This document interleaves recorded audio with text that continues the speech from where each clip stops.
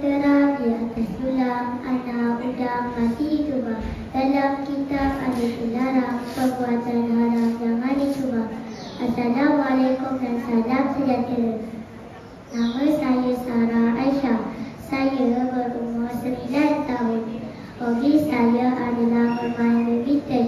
Apabila saya sudah dewasa, saya ingin menjadi seorang guru. Saya bersekolah di Sekolah Kebangsaan Kedah Padang 7. Pada hari ini saya akan mengajak semua rakan untuk membaca buku cerita ini. Tajuk buku cerita ini ialah Kisah Nabi Muhammad SAW. Buku ini ditulis oleh Aulia Aziz. Buku ini diterbit oleh percetakan Najah.